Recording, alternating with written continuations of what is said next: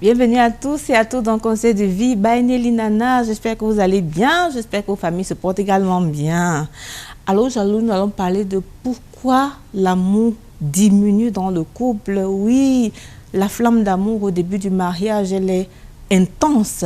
Les conjoints veulent marcher ensemble, les conjoints sont tout le temps ensemble, ils s'écrivent beaucoup, ils s'appellent beaucoup. Quand on voit l'un, on a vu l'autre et vraiment les étoiles pétillent dans les yeux de chacun.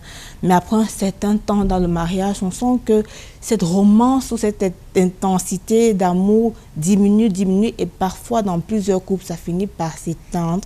Nous parlons de qu'est-ce qui peut expliquer cela. Plusieurs raisons peuvent l'expliquer. Généralement, quand on se marie, quand on commence le mariage, nous sommes deux.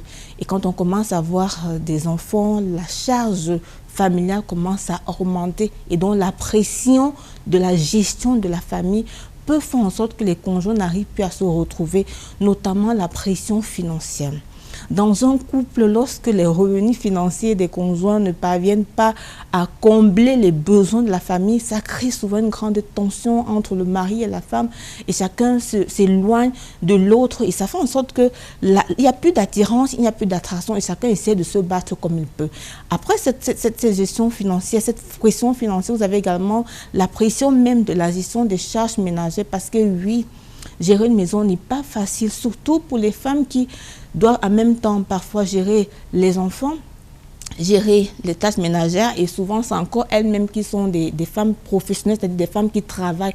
Et donc parfois entre toutes ces responsabilités, elles sont épuisées et donc n'ont plus le temps nécessaire ou toute l'énergie pour se consacrer à attirer leurs maris qui ont toujours besoin d'être attirés par leur épouse.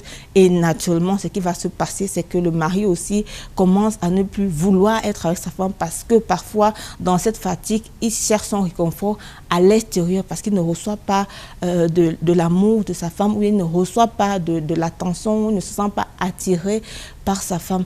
La pression peut vraiment amener les couples à s'éloigner l'un de l'autre. Et cette pression fait en sorte que les conjoints perdent de leur intimité. Cette pression fait en sorte que les conjoints perdent de leur complicité. Cette pression fait en sorte que chacun se dit, mais comment faire pour que mon mari s'implique mieux dans la maison? Comment faire pour que ma femme s'implique mieux? Parce que je croupis soit sur le plan financier, je croupis sur le plan de la gestion des enfants. Et pendant que je ne ressens pas le soutien ou la contribution de l'autre, je n'ai pas l'énergie à consacrer à l'autre. Et naturellement, ce qui peut se passer, c'est que le couple peut être fragilisé.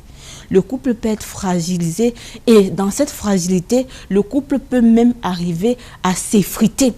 De telle sorte qu'on arrive en fait à une sorte de mariage de fête parce que la complicité, la connexion et l'intimité qui doit bâtir ce couple n'existe plus. C'est dangereux et c'est vraiment dangereux.